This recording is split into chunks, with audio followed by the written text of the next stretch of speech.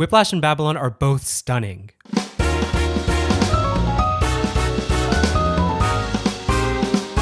The cinematography is crazy, the editing's intense, but only one of these movies actually works. The other feels off. Today we'll be uncovering how the same director could create one story that feels so real, then move on to make a story that feels so fake. And if you're not really buying into that question, I promise you it's much, much more interesting than you'd first think. I'm extremely proud of this video, and if you think it's your cup of tea, well then please subscribe to my YouTube channel. I got a ton more film insight in the pipeline. So if I'm looking to see how truthful these films are, I think the best place to start seems to be with its historical accuracy. I wanted to start with the elephant in the room.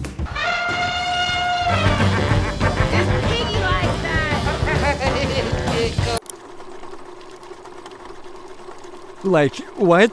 What kind of crazy party culture does Damien Chazelle believe existed in the 1920s? Like, what? So I dug into the research, and the 1920s was the start of prohibition and drug reform, but enforcement was super loose. Do you know where I can find some drugs?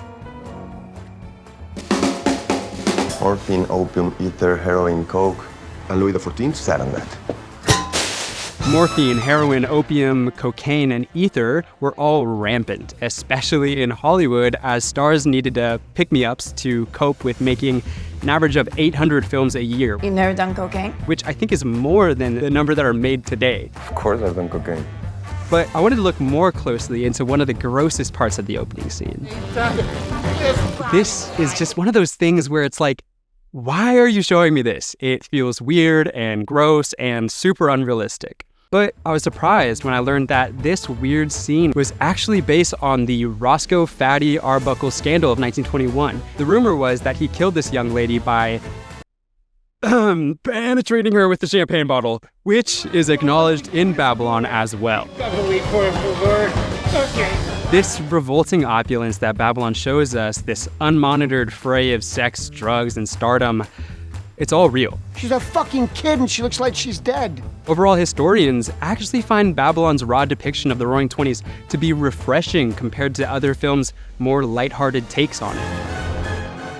I was also hesitant to see Babylon's weirdly diverse Hollywood at a time in America which was largely discriminatory. Open homosexuality and even female directors leading film sets. Tim, you're fired. What? You heard her, get the fuck off! Something that's still rare to this day, but sure enough, white women directed, produced, and edited movies during the silent film era, and it's only been up to very recently where the Hollywood industry has actually matched those levels of female involvement. And on the LGBT note, the 20s were actually captivated by drag balls, where homosexuality and drag balls. Also, the 20s were captivated by drag balls. Also, the 20s were captivated by something called drag balls, where homosexuality and non-normative gender were put on full display. Even when the production code finally did try to moralize Hollywood, studios still helped these actors hide their homosexual relationships by creating lavender marriages to give the public a fake heteronormative relationship, but they'd keep their homosexual relationship going in the background. Even each of Babylon's characters are based on at least one real figure from the 1920s. John Gilbert was the king of the silent era. He married multiple times, his alcoholism caused issues, and he failed to adapt to sound cinema. The rumors were that his voice was surprisingly high-pitched, catching audiences off guard. Coming and sitting in my room without so much as an if you please, or a by your leave, or a smell of onions. Which is hilarious, but the reality was that the kind of acting required in silent film just didn't fit with sound, and John Gilbert failed to adapt. And I'll do what I do, without your help!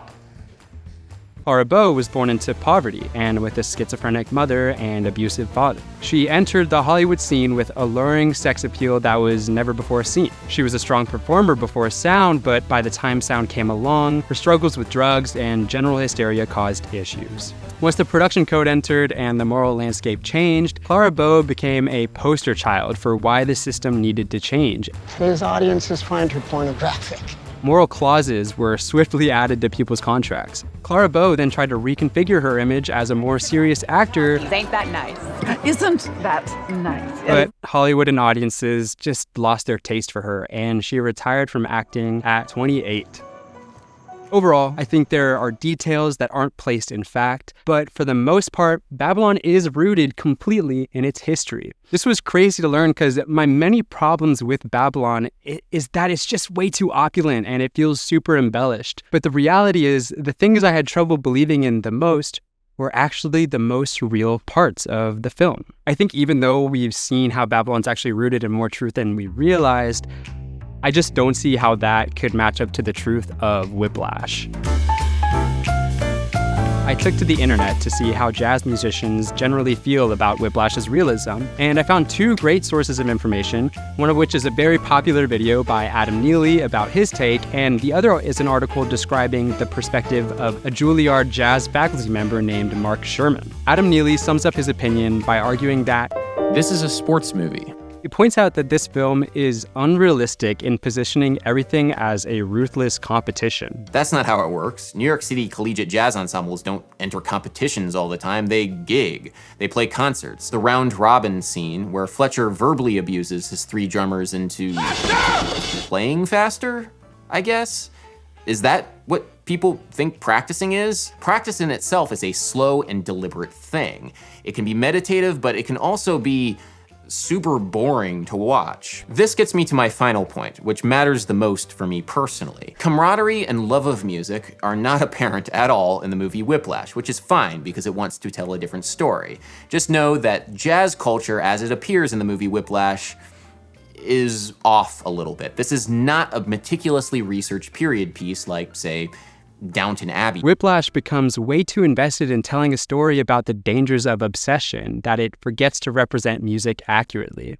The Juilliard faculty member's perspective largely agreed, saying things like, there is blood, but it's not that bad, and drummers don't practice like that, and there is pressure, but Fletcher would obviously be immediately thrown out for his abuse. But even in spite of their complaints, they both agree the movie is fantastic, which I think that's the most crucial part of this. The Juilliard guy even confessed that he cried at the ending. This is where I realized that the true feeling that Whiplash brings to its audience isn't about actual historical fact. It's about its story. So to understand just how Whiplash creates such an amazing story, I want to take some tried and true tenets of screenwriting to see just how beautifully Whiplash falls into them. Conventional Hollywood films need to tell stories about characters who explicitly want something and subtextually need something else. In Andrew's case, he wants to be one of the greats. Because I want to be great. And you're not. I want to be one of the greats. But as we see his path become darker and more isolated, I'd rather die drunk, broke at 34 and have people at a dinner table talk about me than live to be rich and sober at 90 and nobody remember who I was. the audience gets the sense that really he needs to find meaning somewhere else, somewhere outside of Fletcher's judgment. So we start to see a really interesting contradiction in Andrew that's not only interesting to explore, but actually profoundly realistic. We all can't help but want certain things when we know we'd be better off wanting something else. Just think of any time you find yourself procrastinating even though you really need to work. Who wrote the audiences want stories with momentum, and that momentum is best felt when each moment has some thematically relevant change. So for example, Andrew begins as an outsider, a negative state that Andrew wants to work to change. So he goes on to ruthlessly practice Fletcher's double-time swing, and when he's finally tested once again, Drums with me. he's accepted into the program. Not only does each scene have one of these changes, but they're nested under a much larger change known as an act. It's these changes between oppositely charged valences that give audiences catharsis, and we want to see a long chain of these alternating valences across the entire story, and good writing pushes these characters with increasingly extreme changes in value. Finally, a story is most resonant when the end of it isn't a clear up or down ending, but is instead an up and a down ending. For example, in Star Wars, we get a clear up ending when Luke blows up the Death Star and returns home as a victor. On the other hand, I'm your father. but Whiplash's ending begs the audience to think more deeply. On one hand, Andrew is playing the best he's ever played. He's earned Fletcher's mentorship, and together they both can earn everything they've ever wanted. On the other hand, we see Andrew's dad decisively cut off from Andrew, losing his son forever. Andrew got what he wanted, but he never got what he needed.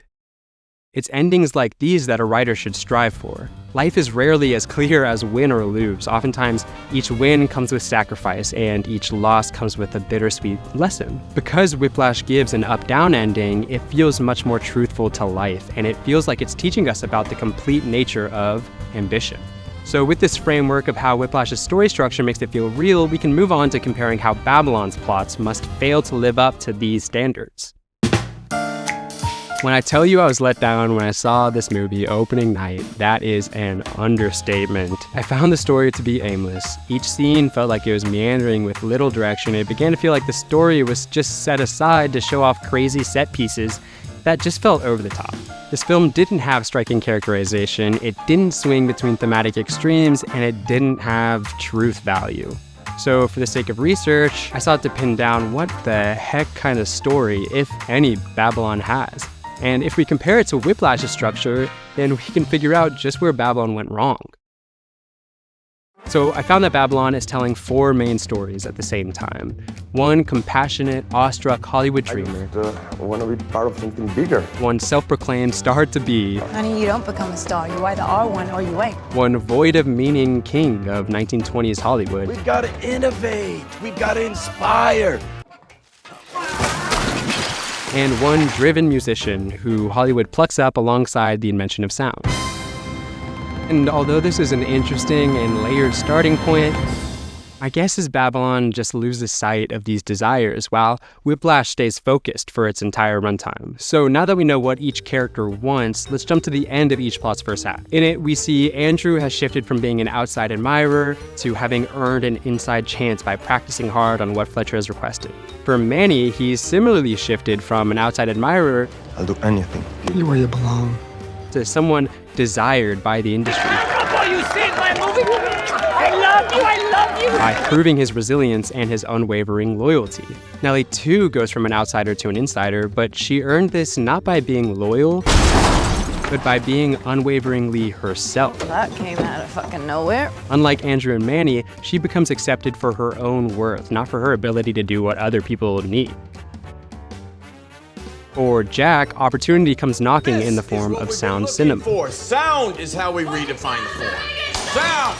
Sweetie, I don't understand Hungarian. Finally, Sidney's first act, although taking place much later in the film, begins with disinterest in external validation and progresses towards being plucked up by Hollywood for his skill. And suddenly he actually becomes awestruck by the industry's recognition of him. Already, I'm beginning to notice that Babylon's structure is actually more put together than I expected. But it's undeniable that Whiplash is able to dive into Andrew's ambition with way more depth because the film sits with him more, whereas Babylon doesn't have much time to get into each character's psyche. In Andrew's second act, he bounces along the spectrum of security and insecurity in his new role. Security Got Buddy Rich here. becomes a false sense of security If you deliberately sabotage my band, I will fuck you like a pig. when he realizes he still has to prove his worth. Start practicing harder, Damon. Then, when he works hard, he earns a promotion. But that soon turns to narcissism, You think you're better than us? Catch on quick, good model you in? which is then finally undermined completely when Fletcher rips his part from him. Yeah, like fucking hell he's playing my part. What the fuck did you just say to me? I earned that part. You never earned anything. God, you are a self-righteous prick. Damon. You're done. Fuck you, Fletcher! Fuck you! And he gets expelled from the program. Manny's journey is once again surprisingly similar. We see him progress towards more and more security as he proves his worth, but his excessive progress becomes marked by the loss of the compassion he once had. Can no longer employ you. Like Andrew, he loses himself in this ambition and he begins hurting those around him as a result. You're risking all these guys' ability to feed their families over makeup. This culminates in him using his power to get Nellie out of a tight spot, and in doing so, he stoops to levels of shady dealings he never thought he would. He sees a dark world he'd never seen, and he realizes he's not as powerful as he thought. In fact, he's powerless. I'm nobody because I make it God. He's then exiled for his dishonorable dealings, Get the fuck out of LA. and he leaves Hollywood for good. Nellie begins her second act as drenched in pride as Hollywood praises her, but that soon shifts towards chaotic insecurity Fucking Mark, and her voice sounds like a dying pig. as she fails to adapt to Hollywood's changing moral landscape. They don't like me. They like you. They don't. But then she agrees to change, she agrees to repair in order to cling on to Hollywood's attention. Just want you to know that I'm ready to change, and I'll do whatever you need. While she does make efforts, she ultimately damns herself as irreparable and undesirable to the Hollywood system. What is this shit? Oh, I'm the sick one. I'm the fucking crazy one. You people make me fucking sick.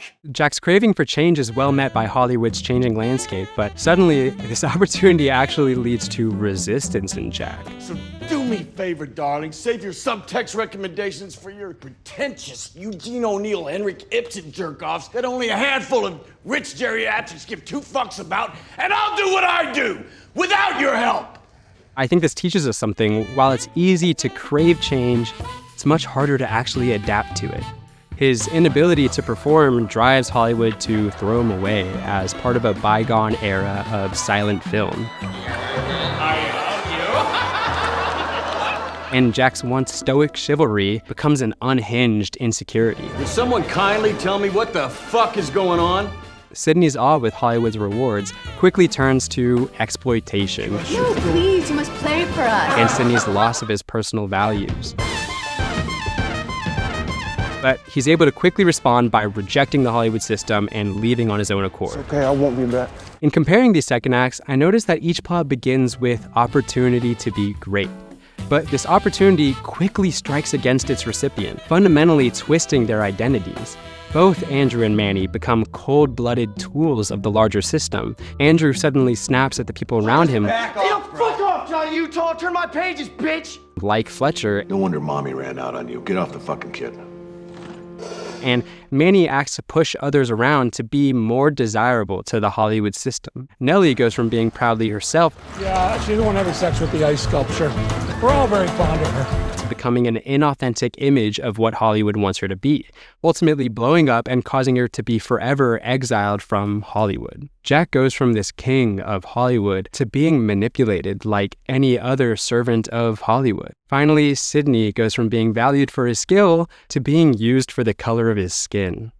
I'm almost reluctant to admit, but I'm noticing that not only does Babylon have the same story turns as Whiplash when it comes to exploring ambition, but it has more, with more dimensions on how different kinds of people might respond to opportunity. But for me, that doesn't matter because the whole point of this essay is, why does Whiplash feel true? And it's in Whiplash's ending where truth shines.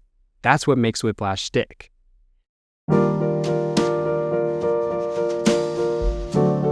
Andrew begins this final act under the weight of mediocrity. He no longer has his ambition, and he's shrunk back into the support of his dad.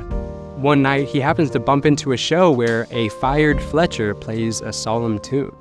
Fletcher catches Andrew on the way out and shares with him that he pushes him so hard because he believes in Andrew. I was there to push people beyond what's expected of them.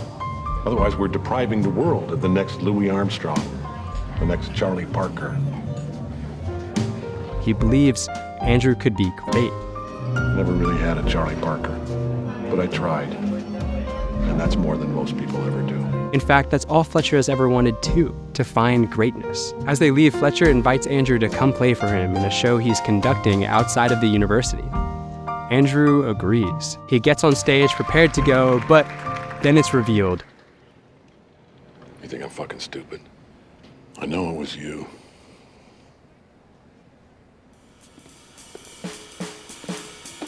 They're playing music completely unfamiliar to Andrew, and Andrew's impending public failure will damn him forever. The folks out there make a phone call, you could be a Blue Note signee, a Lincoln Center core. On the other hand, if you drop the ball, you might be looking for a new line of work. He tries to keep up, but he just can't.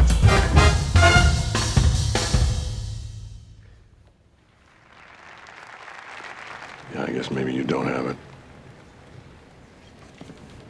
So he solemnly steps off the stage and embraces his dad's support and care, an embrace symbolizing the promise that mediocrity is a peaceful, pleasant life.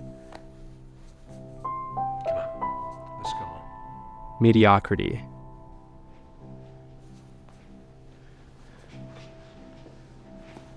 Andrew turns away from his father, rushes to the stage, and relinquishes control from Fletcher. Slow down a little bit. I'm guessing most of you folks have heard. Fletcher's animosity erupts. But he can't deny Andrew's playing the best he's ever played. No, the best he's ever seen.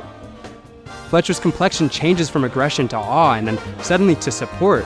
Andrew's earned this. He's earned Fletcher's approval. He's earned incredible skill. He's earned greatness. But at what cost? I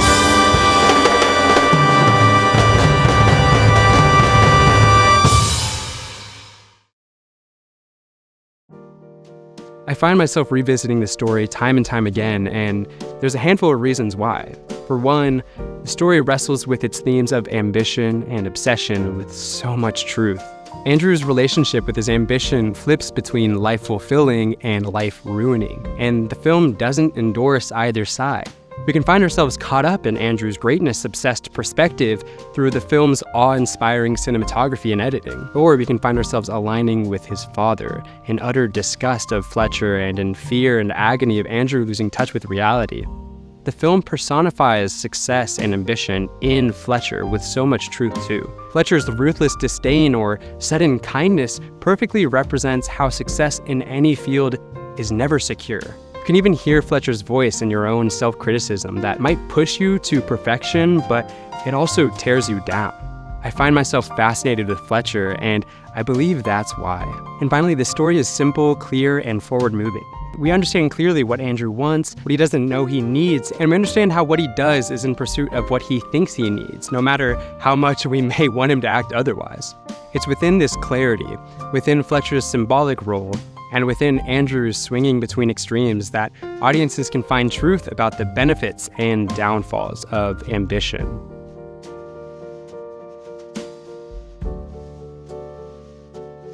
I remember when I first watched Babylon, the ending just felt so freaking empty. Like, it felt like so contrived, it felt artsy-fartsy with no real meaning, and it just pissed me off, especially compared to Whiplash. So let's explore how that's the case. Where we left off Jack, he's now overcome with insecurity and fear as the system turns against him. Angry at Hollywood's betrayal of his kingdom, Jack barges into Eleanor's office and he demands an explanation for her ridicule. I want to know why you wrote it. Mm-hmm. You want to know why they laughed?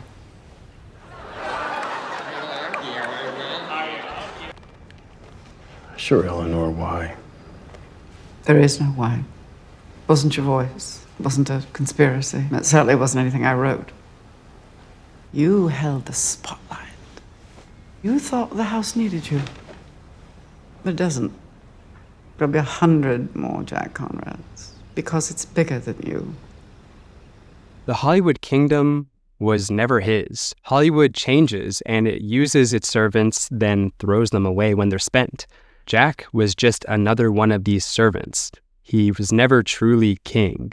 Jack's at first destroyed, but then Eleanor shares a silver lining. But in 100 years, when you and I are both long gone, anytime someone threads a frame of yours through a sprocket,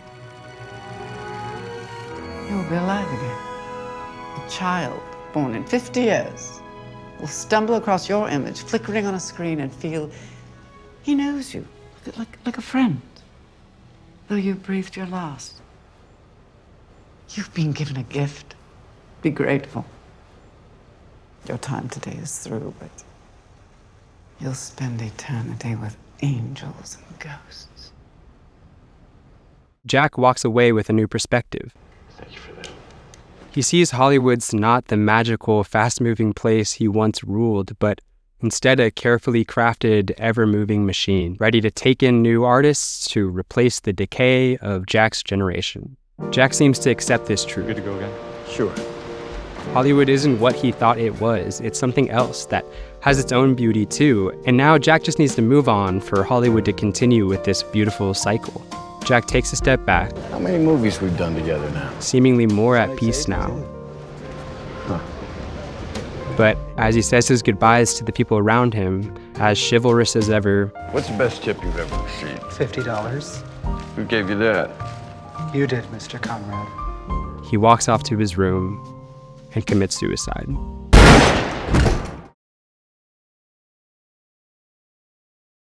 When I first saw this, I remember thinking it just felt lazy, but now I can't help but see its beauty. Jack's acceptance brings clarity, but that clarity steals Hollywood's magic from right under him, and he ends his own life. It ends up being some sort of bittersweet goodbye to a king who recognizes he's past his prime. The film doesn't renounce Jack for living it up as king. In fact, it seems to endorse it as the good old days, but the film's also forcing Jack to see that this kingdom was a facade. Next story is Nellie's. She is broken. She's done. She's kicked out. She's abandoned. We see that her once proud independence. I got here on my terms, not theirs. When I'm done, I'm gonna dance my ass off into the night. And they'll know, everyone will fucking know that they could never control one goddamn fucking thing. Has shifted to complete dependence on Manny to fix her issues for her. You're the only one who's ever been nice to me. You're the only one who's ever cared. Manny tosses her around as he enforces his efforts to fix her, and she complies to his whims, very unlike how she was when we first saw her. But then, in a moment of clarity, It's the end of the road for me. we see that she knows she's broken, but she doesn't want to try to fix that anymore. I'm at peace with that. Finally, Nellie returns to that independent spirit we once saw her as, and as Manny nonetheless tries to prepare their safe journey out of LA, Nellie floats off into the night. Broken, yes, but accepting that at least she can be broken on her own terms.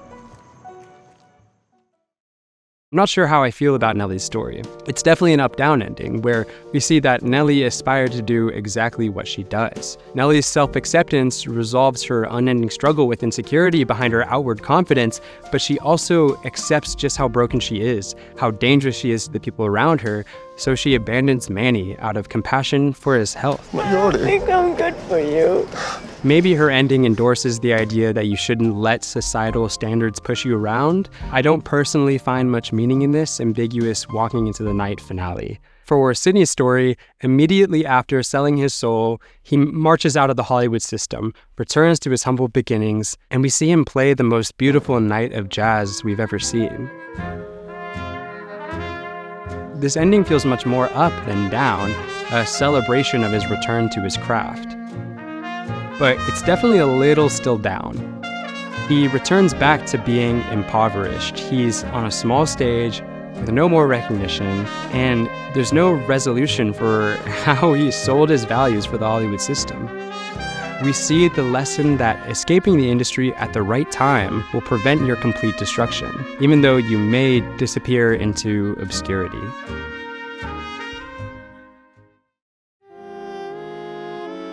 Decades after his exile, Manny returns to Hollywood as a tourist. And although he no longer admires movies' magic as he once did, he decides to go see a new movie nonetheless. It's The Sound of Music. I'm singing in the rain. He sees it celebrate Manny's own direct contribution. The jazz singer, that's what's the matter, the jazz singer. Public is screaming for more. More what? Talking pictures, talking pictures. Manny sees that while he was forcefully exiled, Hollywood nonetheless immortalizes and celebrates him as a great contributor to film's magic. Read your line. And I can't stand them. I love you, I love you, I love you.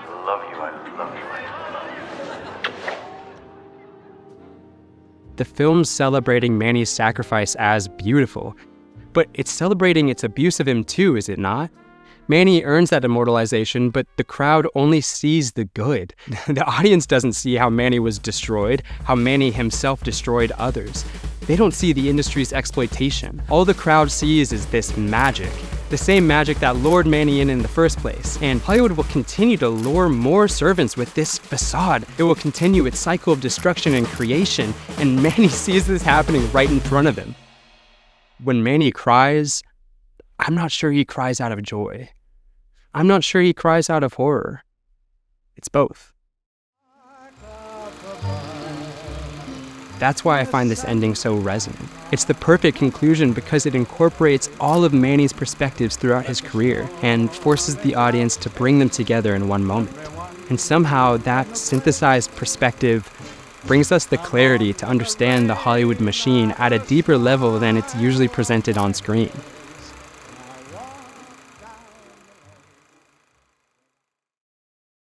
To my disbelief, each one of these endings isn't simple, but they're instead complex. For me to say that Whiplash's ending is so good because of its up-down ending around the ambiguities of ambition, I can't deny that Babylon's doing that too, and it's doing it really, really well. Each character ends their obsessively ambitious career, their loss of their identity, in a complex range of good and bad that leaves the audience thinking in the same vein as Whiplash's ending.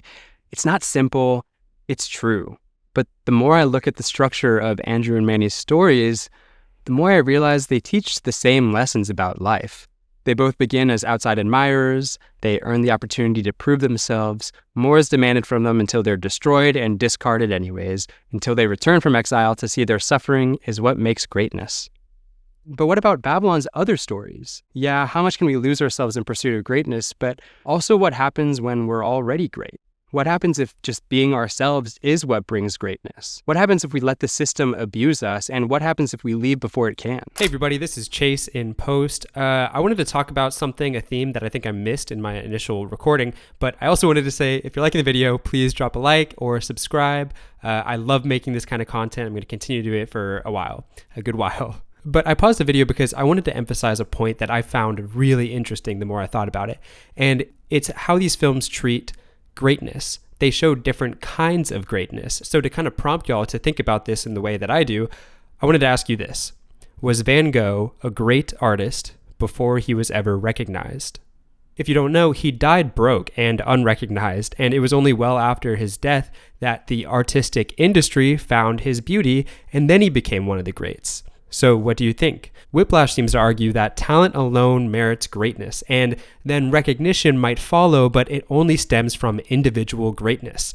In Andrew's finale, he seems to firmly plant his feet on the ground and say, I am here and I am great, and that is what matters in his story. That's how he earns his greatness. But in Babylon, these multiple stories wrestle with it differently. Jack's story argues that his greatness is defined by the industry's immortalization of him. So that begs the question, if that film stock of him burnt up, or if Jack would be renounced by the industry after his death, would he still have been great? Sidney's story also engages with this question and takes a stance firmly in the middle. Like Van Gogh, Sidney gives up his chance to be recognized, but he still emits this intrinsic artistic beauty.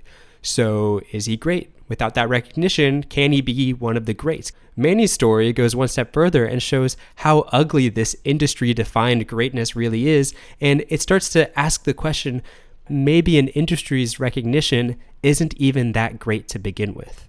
But it's also worth pointing out that Whiplash shows one iteration of this definition of greatness, but Babylon shows at least 3 with Jack, Sidney, and Manny, as I've mentioned, but I'm sure you could analyze Nellie's story for some truth too. So once again, we're left with the realization that Babylon is doing what Whiplash is doing and more. It has more to teach us, more to show us. So anyways, we'll get back to the video, but I just want to say, drop a comment. I want to hear y'all's thoughts.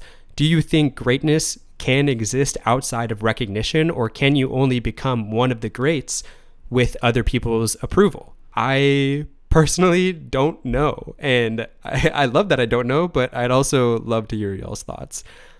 So yeah, back to the video. Once again, I can't deny that Babylon's stories actually teach us more about the nature of ambition, while Whiplash explores the same theme with just much less depth. You'd think I'd be happy with ending this video there, but I'm not convinced. It really doesn't matter how real these individual stories feel if the overall structure jumbles it to the point where you can't even understand it anymore. After all, if an audience can't understand these stories, then they're definitely not going to feel their truths. At first, I was expecting to find that messiness in each plot's individual structure, but really it's the overall structure where we find the film's messiness because of three main reasons. The first main issue is with the film's many characters and character perspectives. When these major scenes have multiple main characters with different goals, it becomes difficult to identify with their struggles when you're forced to leap from perspective to perspective. On top of that, there are other recurring characters that the film wants to investigate, yet it sits in this awkward position where it doesn't investigate them enough, leaving their arcs feeling more one-dimensional.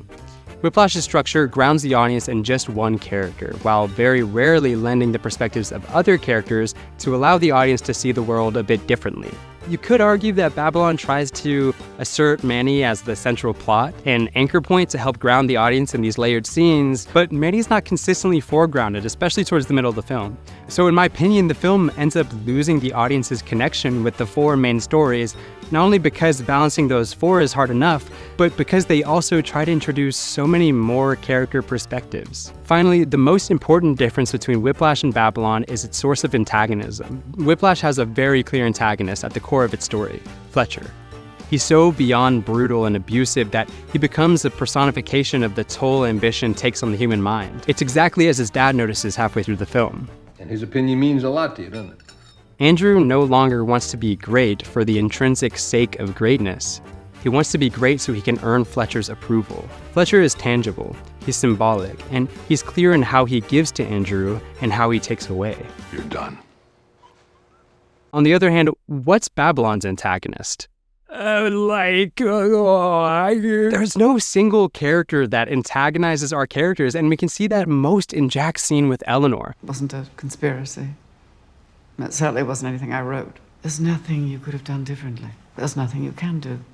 Your time has run out. There is no why. Stop questioning it. There's nobody out to get Jack. It's just show business. It's just Hollywood. It's just Hollywood. Hollywood is the antagonist. In each plot, it's not just these characters wrestling with ambition, but more specifically, these characters trying to succeed in Hollywood.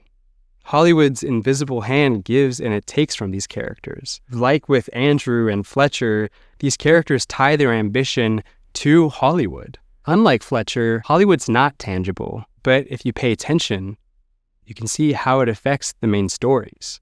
We can actually track Hollywood's characteristics throughout the film by investigating the film's changing setting around its principal characters.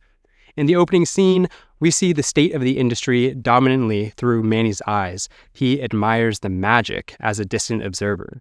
But we also see this magic depends on grotesque inequality. And although this inequality hurts, we see that Hollywood actually rewards its servants' loyalty with the opportunity to become equal. Go!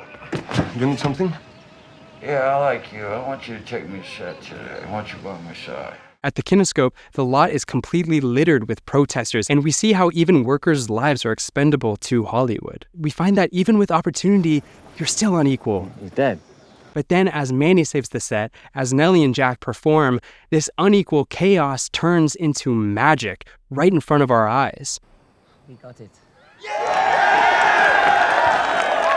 And with that, Hollywood rewards our characters with praise. Who the fuck is that? In a sense, this is the first act of Hollywood's arc throughout the story. We've seen how Hollywood's, at first, cruel discrimination is actually necessary for its magic. And Hollywood will even welcome and reward your loyalty within its system.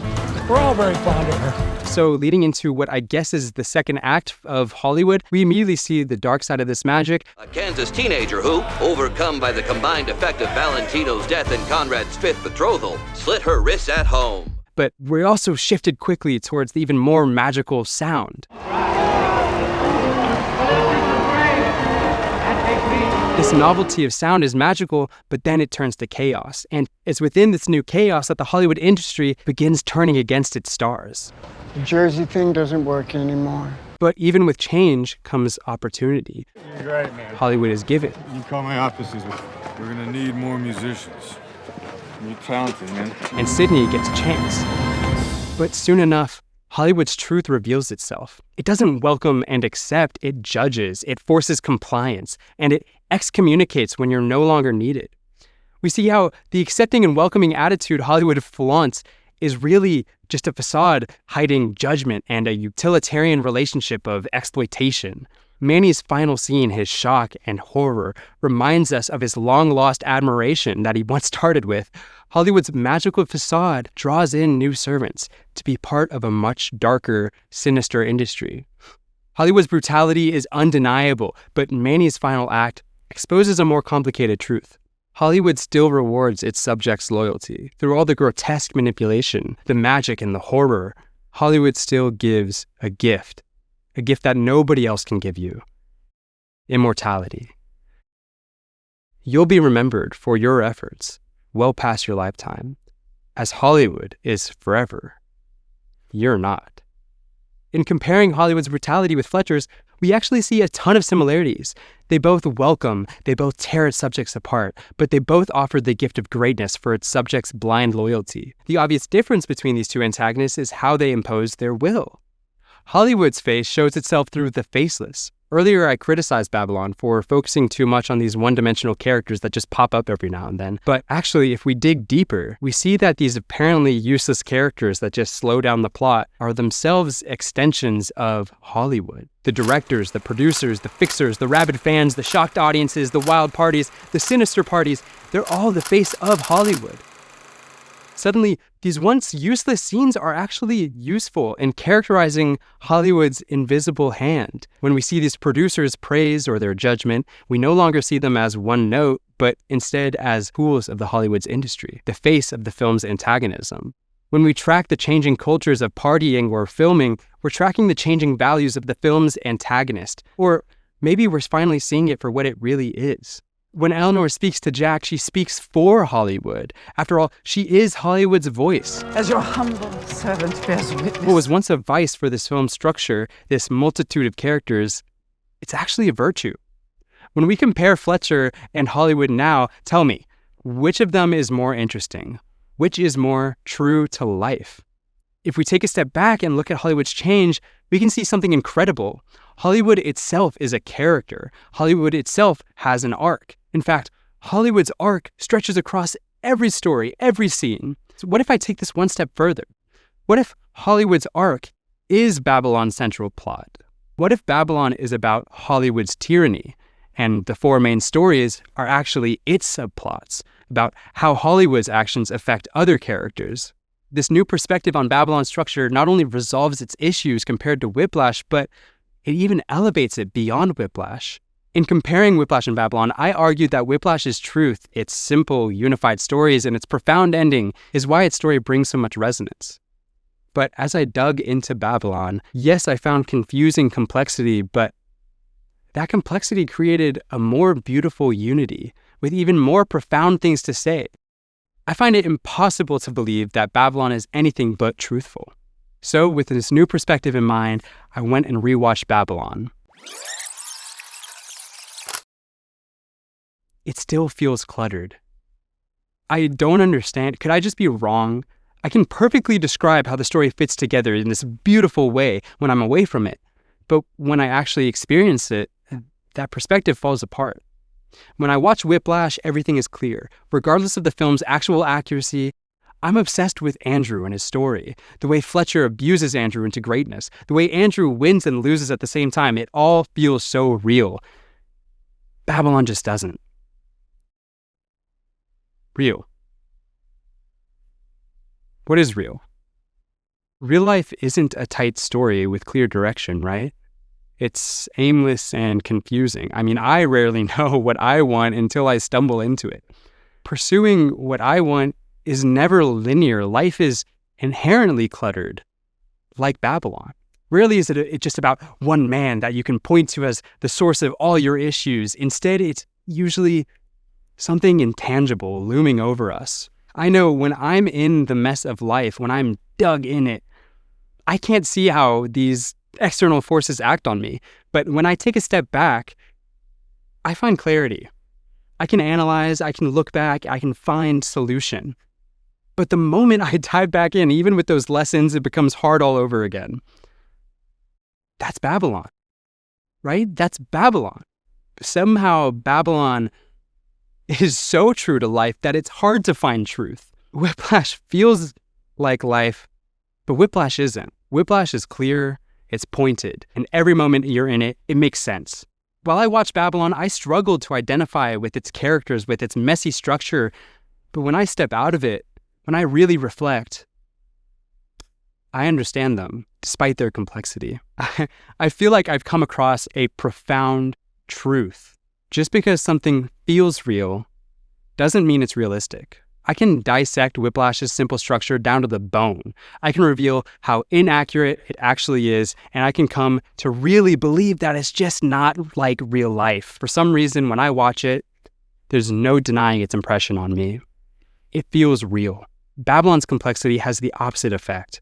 I can rationalize its story structure, reveal its many truths, and even prove it's more realistic than Whiplash, but for some reason, it still doesn't feel real. This is the great mystery of storytelling. The more realistic a story becomes, the less truthful you'll feel. And if you don't believe me, I want to face you with this paradox directly.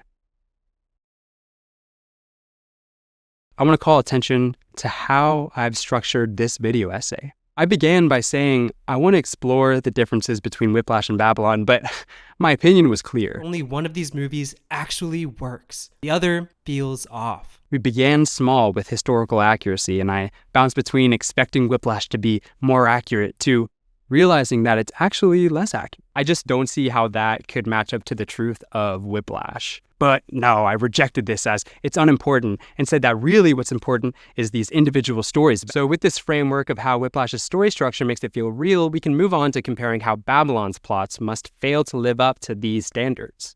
But then I realized Babylon explored ambition with surprisingly more depth. When I first saw this, I remember thinking it just felt lazy, but now I can't help but see its beauty. Babylon's stories actually teach us more about the nature of ambition, while Whiplash explores the same theme with just much less depth. But no.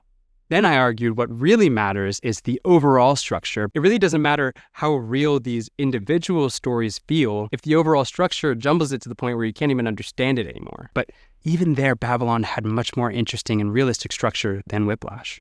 This new perspective on Babylon's structure not only resolves its issues compared to Whiplash, but it even elevates it beyond Whiplash. Suddenly it became clear that Babylon's complexity has much more truth to it than Whiplash's simplicity. This seems like it'd be the end of it, but then I bring the real finale. Even with all this rationalization, it doesn't change the fact that Whiplash still feels realer than Babylon. It still feels cluttered. I don't understand. Could I just be wrong? So our conclusion becomes a complex one. Even though Whiplash's simple structure will always feel more real, Babylon's complex structure actually depicts more truth. You see, I gave you an up-down ending. I've structured this entire video essay to be a story. We've swung from negatives to positives with increasing intensity until the finale caused a fundamental shift in attitude. The reality behind this story I just told you is much different. I wrote the outline for this essay knowing I was building to this conclusion. I didn't discover it along the way. But instead of writing this like an actual academic essay, I decided to change the structure to fit the form of a story, just so I could ask one question. Do you still think this is truthful? That's the question at the core of evaluating Whiplash and Babylon's truth value. Neither film is actually real. They're both constructed to play with the audience in their own ways, but we still gather truths from them. Whiplash happens to more strictly follow story form, while Babylon strays from it, and Babylon's divergence causes it to lose this feeling of truth, but it gains a more actual truth. I find it paradoxical that this fake, contrived story form that would be more like Whiplash may create the feeling of truth more so than something actually truthful. So I wanted to engage with that paradox myself. So I'll ask you one more time. Does this feel real? I'll let you be the one to decide. Thanks for watching.